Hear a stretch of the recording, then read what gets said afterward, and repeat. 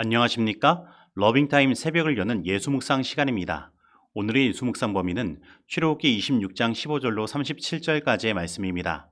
오늘도 이 말씀 속에서 하루를 살아가는 데 필요한 영적인 힘을 얻게 되기를 간절히 소원합니다.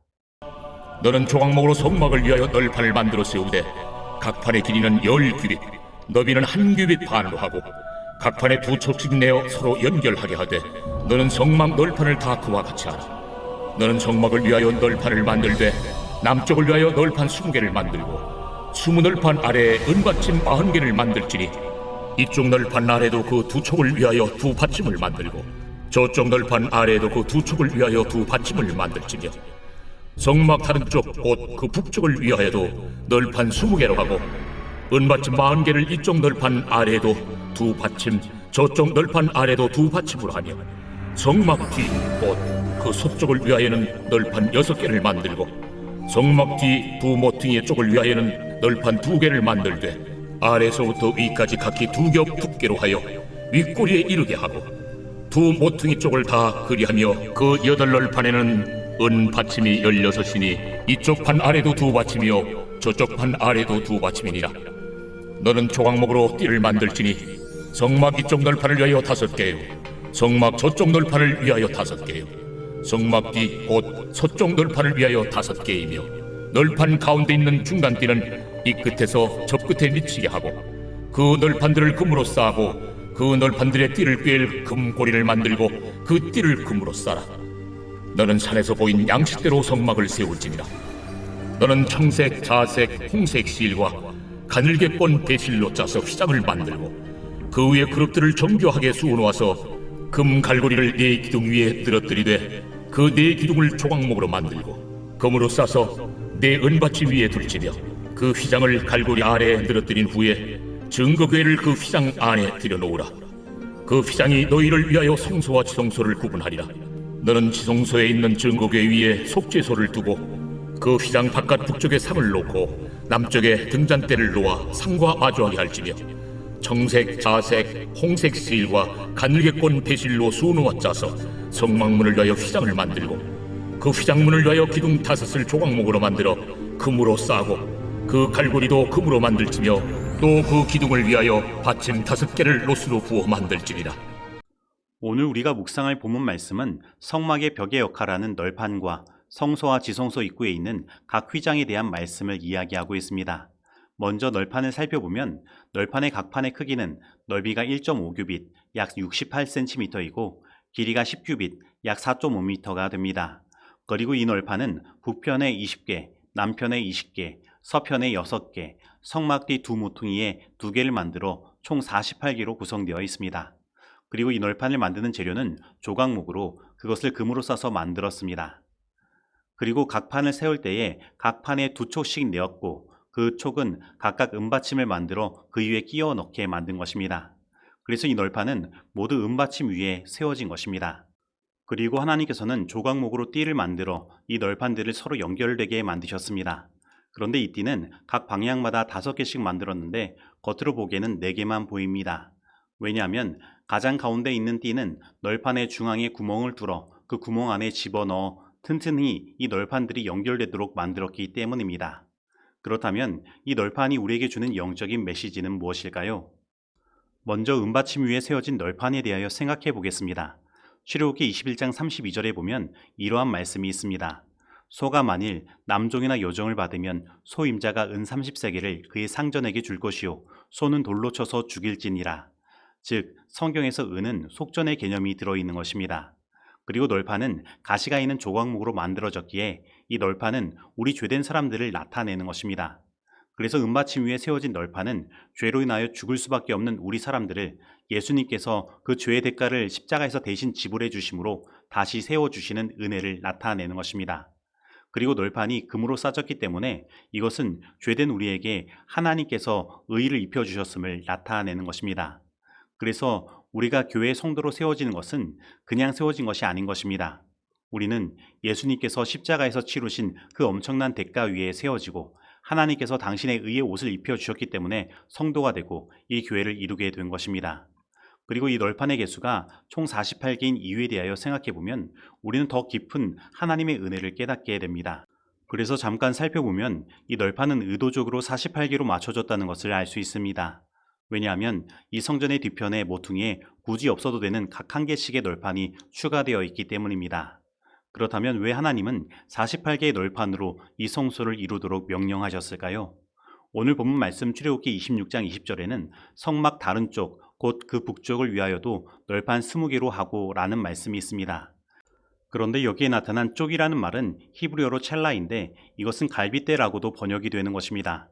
그리고 이것은 하나님께서 아담에게 여자를 만들어 주실 때 아담의 갈빗대 하나를 취해서 여자를 만들어 주신 이야기를 생각나게 하는 것입니다.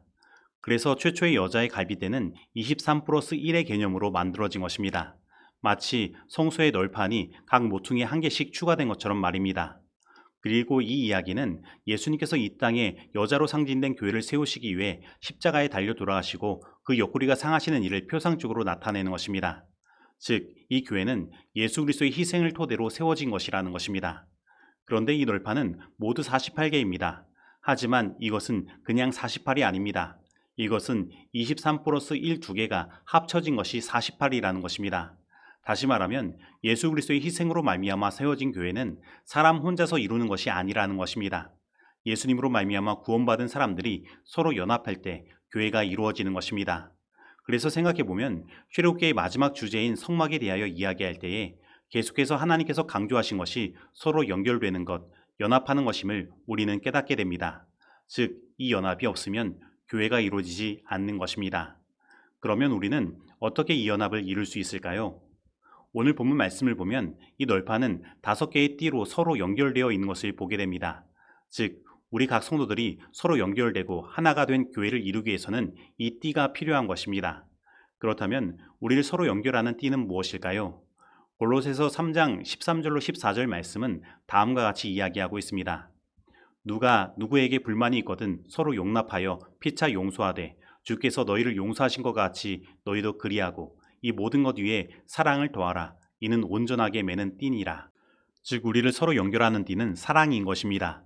그것도 어떠한 사랑입니까? 그리스도께서 우리를 용서하신 것과 같은 사랑인 것입니다.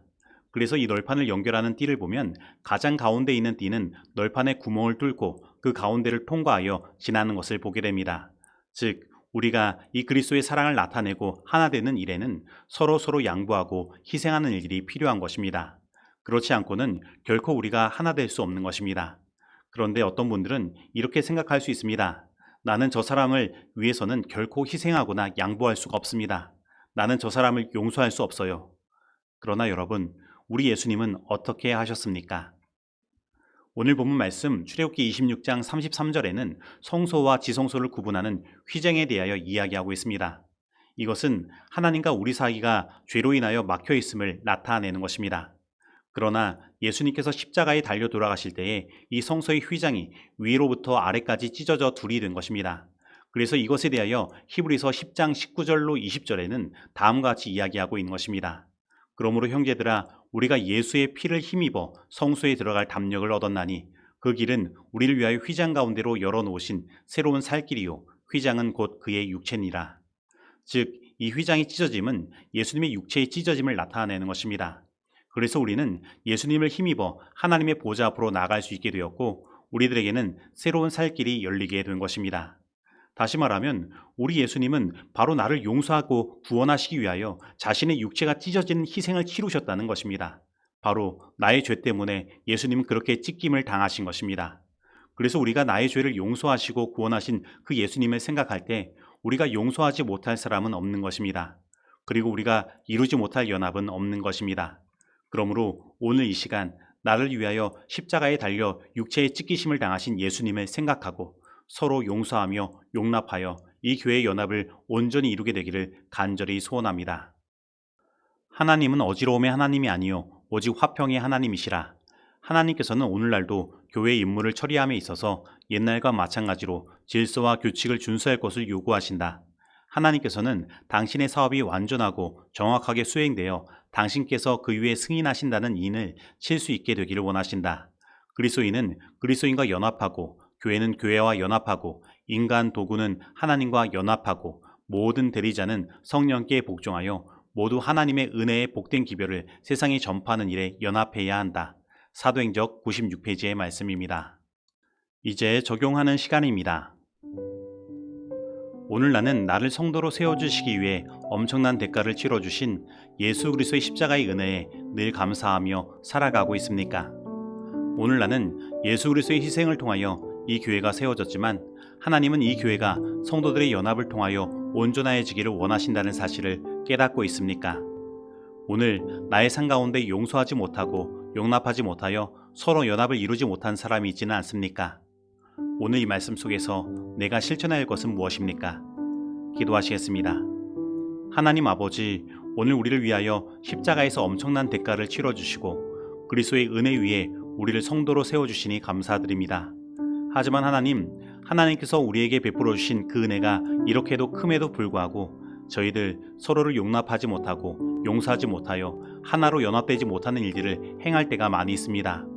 이러한 저희들 용서하여 주옵시고 오늘 나를 구원하시기 위하여 육체가 찢어지는 고통을 당하신 예수님을 깊이 생각하게 하여 주옵시며 우리를 주님의 사랑의 띠로 묶어주시고 서로 연합하여 하나된 교회 되어 주님의 사명을 이룰 수 있도록 인도하여 주옵소서. 예수님의 이름으로 기도드립니다. 아멘.